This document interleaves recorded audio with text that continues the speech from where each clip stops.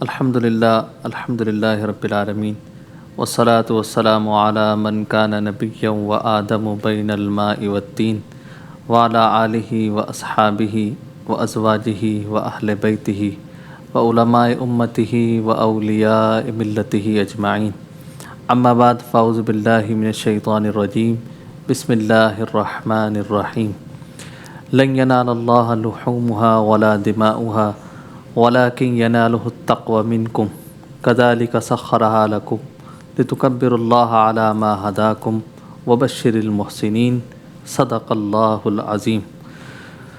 محبت کے ساتھ بارگاہ رسالت میں درود پاک پڑھ لیجیے۔ اللہم صلی علی سیدنا مولانا محمد وعلی آل سیدنا مولانا محمد صلاة دائمة بدوام الملک الحی القیوم۔ ناظرین و سامعین کرام، السلام علیکم ورحمۃ اللہ تعالی وبرکاتہ۔ آج کا جو ہمارا درس قرآن ہے وہ قربانی سے متعلق ہے۔ سورۃ الحج کی ایک آیہ مبارکہ تلاوت کرنے کا شرف حاصل کیا۔ ارشاد خداوندی ہوا لن ینال اللہ لحومها ولا دماؤها ولکن ینالہ التقوی منکم۔ فرمایا اللہ کو ہرگز نہ گوشت پہنچتا ہے نہ اس کا خون پہنچتا ہے، بلکہ اس کی بارگاہ میں صرف اور صرف تقوی پہنچتا ہے۔ ناظرین و سامعین کرام، اور یہاں پر ہمارے جو نوجوان بیٹھے ہیں، اللہ تبارک و تعالی کی بارگاہ میں جب بندہ مومن قربانی کو پیش کرتا ہے تو فرمایا گیا کہ اس کی بارگاہ میں صرف اور صرف انسان کا تقوی، اس کی نیت اور خلوص دیکھا جاتا ہے۔ جیسا کہ مشکوٰۃ شریف کی حدیث میں نبی پاک علیہ الصلاۃ والسلام نے فرمایا ان اللہ لا ينظر الى اجسامکم ولا الى صورکم ولکن ينظر الى قلوبکم واعمالکم، کہ اللہ تبارک و تعالی نہ تمہارے جسموں کی طرف دیکھتا ہے نہ تمہارے چہروں کی طرف دیکھتا ہے، اور ایک حدیث میں فرمایا وَأَلْوَانِكُمْ، نہ تمہارے رنگ و نسل کی طرف دیکھتا ہے، بلکہ اس کا دیکھنا صرف تمہارے قلب کی طرف ہوتا ہے اور تمہاری نیت کی طرف ہوتا ہے۔ تو نیت انسان کو اپنی ہر حال میں اچھی اور درست رکھنی چاہیے، اسی کی وجہ سے کامیابی اور کامرانی حاصل ہوتی ہے۔ اچھا، اس آیہ مبارکہ کو اللہ رب العالمین نے اس لیے نازل فرمایا کیونکہ ہر آیت کا کوئی نہ کوئی شان نزول ہے، کوئی نہ کوئی پس منظر ہے۔ حضرت علامہ محمود آلوسی البغدادی رحمۃ اللہ تعالی علیہ فرماتے ہیں کہ زمانہ جاہلیت میں، یعنی کہ اسلام لانے سے قبل، کفار اور دیگر مشرکین کا یہ طریقہ تھا کہ جب وہ قربانی کرتے تھے حج کے ایام میں یا دیگر اوقات میں، تو قربانی کے گوشت کو اور اس کے خون کو بتوں کے پاس، کعبۃ اللہ کے پاس حتیم میں چھوڑ کر چلے جاتے، اور بعض اس میں سے ایسے بھی تھے جو خون کو لے کر کعبے کی دیواروں سے ملتے تھے، اس پر لیپتے تھے، بتوں پر لیپتے تھے، اور وہ یہ سمجھتے تھے کہ اس کی وجہ سے اللہ ہم سے راضی ہو جائے گا، کہ اس کی وجہ سے اللہ رب العالمین کی رضا ملے گی، وہ خوش ہوگا کہ ہم نے اس کی بارگاہ میں یہ پیش کر دی۔ اور باقاعدہ ان کا یہ عقیدہ تھا کہ وہ یہ سمجھتے تھے کہ یہ گوشت جو ہے وہ اللہ کی بارگاہ میں پہنچ گیا۔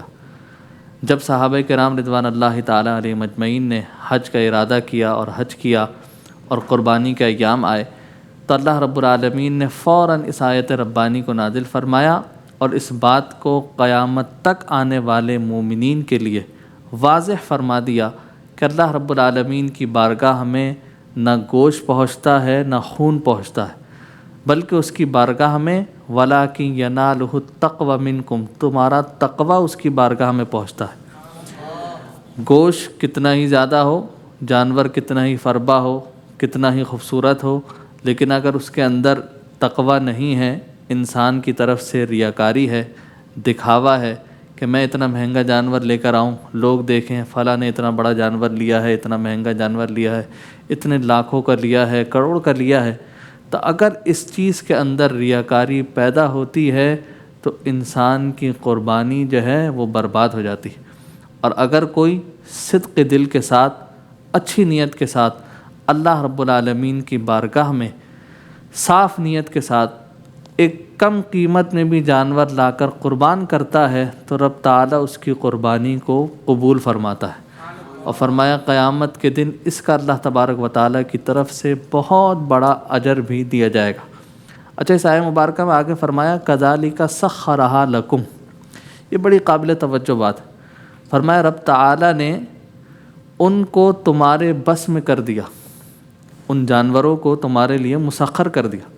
اور آپ دیکھیے اللہ تبارک و تعالیٰ کی کیسی کرم نوازی ہے اور کیسا قدرت کا نظارہ ہے کہ جانور کہ جو عقل و شعور رکھنے والا نہیں ہے، اسے جانور کہا ہی اسی لیے جاتا ہے، لیکن اللہ رب العالمین نے اسے انسان کے لیے ایسا مسخر کر دیا کہ وہ اسے کھلاتا ہے، اسے پلاتا ہے، اس کی گردن کو موڑ کر جس طرف موڑ دیتا ہے وہ چلا جاتا ہے۔ اور ایسی چیز، ایسا جانور کہ اگر وہ اپنے اس کیفیت میں آ جائے جو اس کی اصل ہے تو بڑا سے بڑا پہلوان بھی ہو تو جانور کو قابو میں نہیں کر سکتا، وہ پہلوانوں کو اٹھا کر پھینک دے۔ لیکن اللہ رب العالمین کی شان یہ فرمایا کذالک سخرھا لکم، ہم نے تمہارے لیے ایسا مسخر کر دیا کہ ایک 3 سال 4 سال کا بچہ بھی اس کی رسی کو لے کر پھرتا ہے تو وہ اس کے پیچھے پیچھے چلا جاتا ہے۔ تو یہ ہے وہ تسخیر، یہ ہے وہ مسخر کرنا جو اللہ رب العالمین نے ان کو انسانوں کے لیے کر دیا ہے، اور انسان ان کے ذریعے طرح طرح کے فوائد اور طرح طرح کی چیزیں حاصل کرتے ہیں، ان کی کھال سے، ان کے گوشت سے، ان پر سواری کرنے سے، ان کو تجارت کرنے سے، کہ ان کی تجارت ہوتی ہے، جانوروں کی مٹیاں لگتی ہیں، دیگر چیزیں ہیں، تو یہ سب چیزیں رب تعالیٰ نے حضرت انسان کے لیے مسخر فرما دیں۔ اور اس کا اس آیہ مبارکہ میں ذکر کیا کہ کذالک سخرھا لکم، کہ ہم نے انہیں تمہارے لیے مسخر کر دیا۔ یہ ہماری ہی شان ہے کہ ہم جسے چاہیں انسان کے لیے مسخر فرما دیں۔ پھر فرمایا وبشر المحسنین، اور اے محبوب صلی اللہ علیہ وسلم آپ ایمان والوں کو خوشخبری سنا دیں کہ جنہوں نے اللہ رب العالمین کی رضا کی خاطر صدق دل کے ساتھ نیت اچھی رکھ کے اللہ رب العالمین کی بارگاہ میں قربانی پیش کی، رب تعالیٰ انہیں محسنین میں شامل فرماتا ہے اور ان پر قیامت تک اور اس کے بعد بھی رحمتیں اور برکتوں کا نزول ہوتا ہے۔ میرے محترم نوجوانوں، قربانی اسلام میں ایک اہم فلسفہ ہے۔ ہم یہ سمجھتے ہیں کہ قربانی صرف یہی ہے کہ ہم نے ایک جانور کو ذبح کیا، اللہ کی راہ میں قربان کر دیا، واقعتاً یہ بھی قربانی ہے، اللہ کی راہ میں صدق دل کے ساتھ پیش کرنا یہ قربانی ہے۔ اور فرمایا اچھے سے اچھی چیز کو قربان کرو، ایک جانور خریدو، اس کو پالو، اسے پسند کرو، اس سے محبت کرو، اور پھر اس محبت کرنے والی چیز کو اپنے رب کی بارگاہ میں قربان کرو، اس پر وہ تمہیں اجر اور ثواب عطا فرما۔ لیکن اگر ہم اسلام کا مطالعہ کریں، دین اسلام کو پڑھیں، تو اسلام میں قربانی کا فلسفہ بہت وسیع ہے۔ اسلام ہم سے جان کی قربانی مانگ رہا ہے، مال کی قربانی مانگ رہا ہے، وقت کی قربانی مانگ رہا ہے، اولاد کی قربانی مانگ رہا ہے۔ یہ سب قربانی کے فلسفے میں آتے ہیں۔ وقت کی قربانی کیا ہے کہ اپنے اوقات کار کو اللہ رب العالمین کے ذکر میں صرف کرنا، اپنے روزمرہ کے روٹین کو اس طرح بنانا کہ زیادہ وقت ہمارا اللہ رب العالمین کے ذکر میں اور اس کی عبادت میں گزرے۔ اچھا، عبادت میں گزارنے کے لیے یہ بڑی قابل توجہ بات ہے۔ سوال یہ پیدا ہوتا ہے کہ ہم پورے دن کو عبادت میں کیسے گزاریں، پورے دن کو ذکر میں کیسے گزاریں؟ تو بزرگوں نے ایک بڑی پیاری نیت بتائی اور بڑا پیارا طریقہ بتایا۔ فرمایا جو 5 وقت نمازیں اللہ رب العالمین نے تم پر فرض کی ہیں، ہر نماز کے بعد دوسری نماز کی نیت کر لو۔ فجر پڑھی تو ظہر کی نیت کر لو، ظہر پڑھی تو عصر کی نیت کر لو، عصر پڑھی تو مغرب کی نیت کر لو، مغرب پڑھی تو اسی طرح عشاء کی نیت کر لو، اس لیے کہ انتظار صلاۃ بھی صلاۃ میں داخل ہے۔ جب بندہ مومن نماز کے انتظار میں ہوتا ہے تو وہ بھی وقت نماز میں ہی لکھا جاتا ہے۔ تو جب ہر وقت یہی نیت رہے گی، سارا دن اللہ کے ذکر میں گزرے گا، سارا دن اس کی عبادت میں گزرے، گویا سارا دن اس کی طرف سے رحمتیں، برکتیں اور فضیلتیں انسان کو ملتی رہیں گی۔ یہ ہے وقت کی قربانی، کہ اپنے ڈیلی روٹین کو، اپنے روزمرہ کے معاملات کو، معمولات کو اللہ رب العالمین کے ذکر کے ساتھ گزارنا اور نیت کرنا تاکہ ہر عمل میں عبادت کا عنصر شامل ہو جائے۔ آپ راستے سے گزر رہے ہیں، آپ نے ایک پتھر دیکھا، اسے اس نیت سے ہٹا کر رکھ دیا کہ کوئی بوڑھا، کوئی عورت، کوئی نابینا اس سے ٹکرا کر گر نہ جائے، تو وہ پتھر ہٹانا بھی عبادت بن جائے گا۔ مومن کا مومن کو مسکرا کر دیکھنا بھی صدقہ ہے، یہ عبادت ہے۔ اللہ رب العالمین اس پر بھی اجر اور نیکیاں عطا فرماتا۔ اولاد کی قربانی یہ ہے کہ اپنی اولاد کو دین کے لیے وقف کرنا، اسے دینی تعلیم دلوانا، اسے عالم دین بنانا، اسے حافظ قرآن بنانا، اسے دین متین کا ایک بہترین سپاہی، ایک بہترین سپہ سالار بنانا، ایک ایسا بنانا کہ وہ جو نیک عمل کرے اس کو بھی ثواب ملتا رہے، اور وہ جتنا عمل کرے گا اس کا ثواب والدین کو بھی ملتا رہے۔ اور یہ چیز تو قرآن مجید فرقان حمید سے ثابت ہے کہ اولاد کی نیکی کا صلہ والدین کو ملتا ہے، والدین کی نیکی کا صلہ اولاد کو ملتا ہے۔ تو یہ ہے اولاد کی قربانی۔ مال کی قربانی کیا ہے؟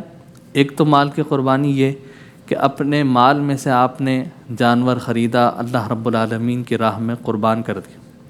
ایک چیز ہے سرمایہ کاری، آپ نے نوجوانوں نے اس کو بڑا سنا ہوگا، اور آج کل سوشل میڈیا دیگر چیزوں پر ان کے بڑے بڑے اشتہارات اور دیگر چیزیں چلتی ہیں کہ آپ فلاں جگہ سرمایہ اپنا لگا دیں، اس کا اتنا منافع ہے، آفریں لگتی ہیں، اس کی اتنی آفر ہے، اس کو اتنا دیں گے تو اتنا ملے گا۔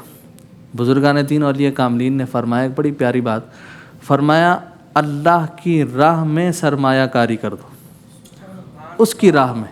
یہ ایسی سرمایہ کاری ہے کہ جس کا فائدہ دنیا میں بھی نصیب ہوتا ہے اور اس کا فائدہ کل قیامت میں بھی نصیب ہونا۔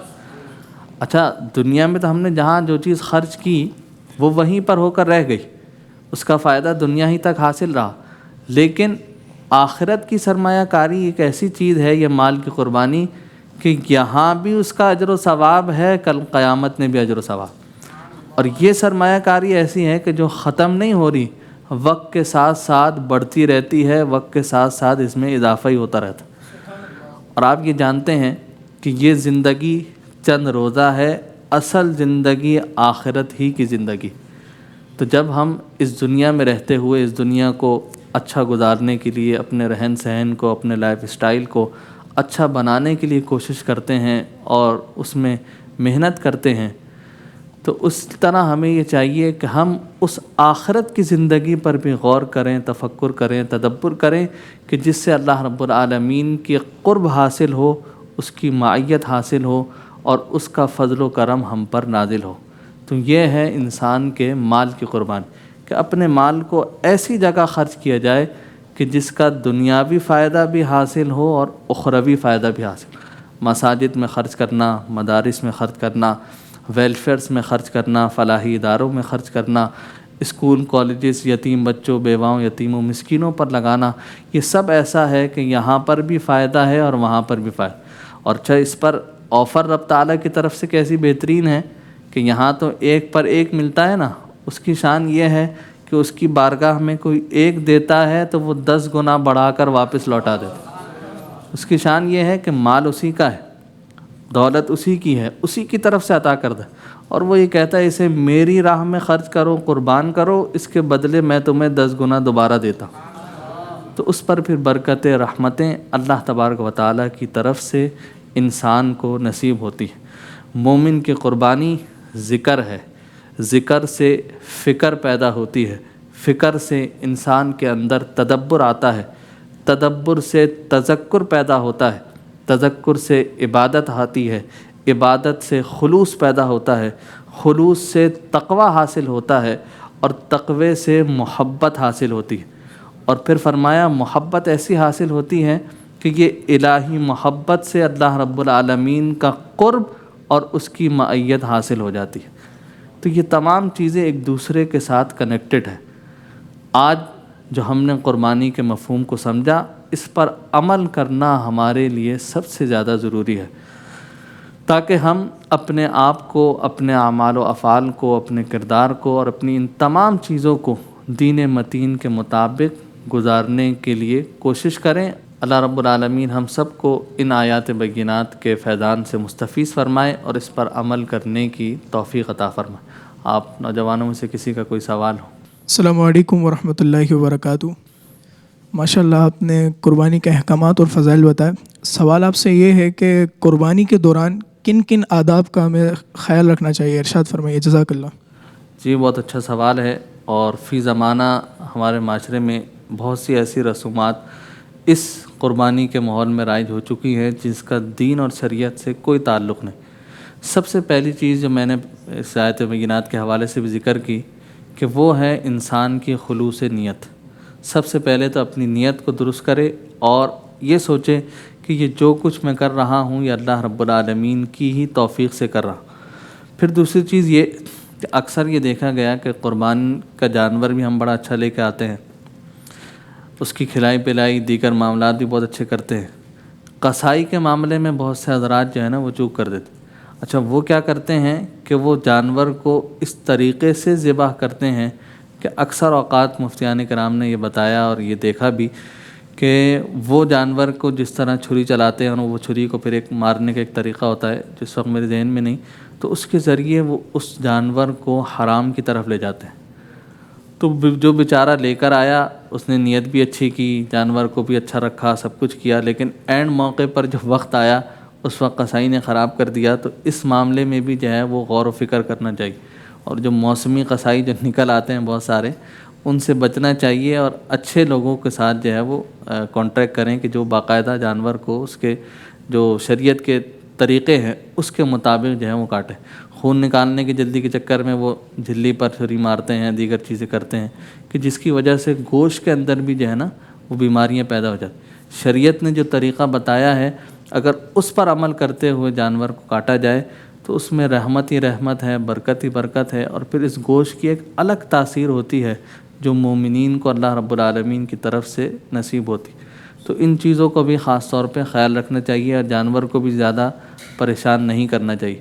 بہت سے لوگ وہ لے کر گھوم رہے ہیں، بچے سواریاں کر رہے ہیں، دیگر چیزیں کر رہے ہیں، تو ان چیزوں میں بھی جو ہے نا وہ احتیاط جو ہے وہ لازم ہے۔